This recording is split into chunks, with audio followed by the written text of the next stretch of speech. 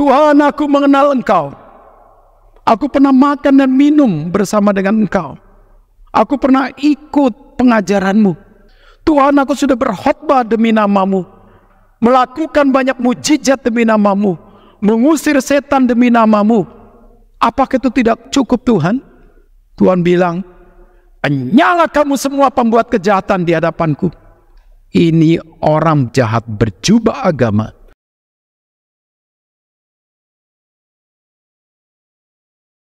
Di dalam Matius 24, ayat 45-51, Lukas 12, 47-48, maka kita bisa melihat tema, yaitu hamba yang setia, hamba yang jahat. Kita selalu berpikir, yang namanya hamba Tuhan, pasti orang baik. Yang disebut hamba Tuhan, pasti orang benar, orang berkenan, orang setia di hadapan Tuhan. Ternyata tidak. Alkitab sudah bilang, hati-hati, ada nabi palsu. Hati-hati, ada rasul-rasul palsu. Dari zaman Musa sampai zaman Yesus, sampai zaman Paulus, kita selalu diingatkan ada orang-orang menjadi pura-pura ketika dia menjadi hamba Tuhan. Dan juga ada jemaat yang pura-pura menjadi domba Allah. Jadi di dalam bagian inilah penting untuk setiap kita. Hamba Tuhan harus memiliki panggilan yang sungguh-sungguh dari Tuhan. Dan hamba Tuhan punya satu visi yang sungguh-sungguh berkaitan dengan kerajaan Allah. Dan hamba Tuhan harus sungguh-sungguh hidup memperkenan hati Tuhan dan menggenapkan kehendak Tuhan. Jadi dalam bagian itulah kita paham, saudara. Banyak orang jahat berjubah pendeta. Banyak orang jahat berjubah gelar. Dan banyak orang jahat berjubah aku dipanggil untuk melayani Tuhan. Tapi dirinya belum pernah diuji di dalam kemauan untuk belajar terlebih dahulu. Dirinya tidak pernah diuji, tidak pernah diukur hasil belajar itu bagaimana. Dan dirinya tidak pernah terukur bagaimana disebut hamba yang setia dalam standar Tuhan.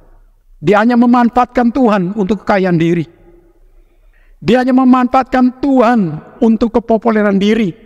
Dia hanya memanfaatkan Tuhan untuk kenyamanan diri. Yang dicari ketenaran dan kepuasan diri.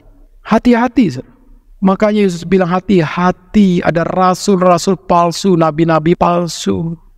Dari situ saudara kita bisa paham. Jangan sembarangan pilih gereja. Jangan sembarangan ikut gereja yang hanya memuaskan emosi, membuat kita nyaman segala sesuatu. Gereja untuk kita berpikir, gereja untuk kita membuka telinga, mendengarkan firman supaya iman kita terbangun. Bukan kita menjadi penikmat, diam-diam saja dipuaskan. No. Kita bergereja memuaskan hati Tuhan. Jadi dalam bagian ini saudara, hati-hati. Jangan cari ketenaran diri di gereja.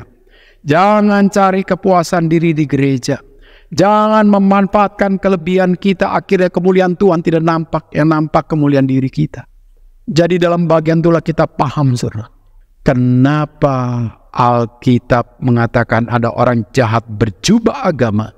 Ada orang jahat berjubah kebaikan moral. Karena Tuhan menilai bukan dari penampilan, Tuhan bukan menilai daripada seluruh apa yang bisa dilihat oleh manusia. Tuhan menilai kedalaman hati. Ada pikiran, ada perasaan. Maka Alkitab paling tajam melihat konsep berzina. Jikalau laki-laki melihat perempuan dan menginginkan, Alkitab bilang sudah berzina. Agama lain mengatakan, kamu melakukan perzinahan secara fisik, itu baru disebut zina.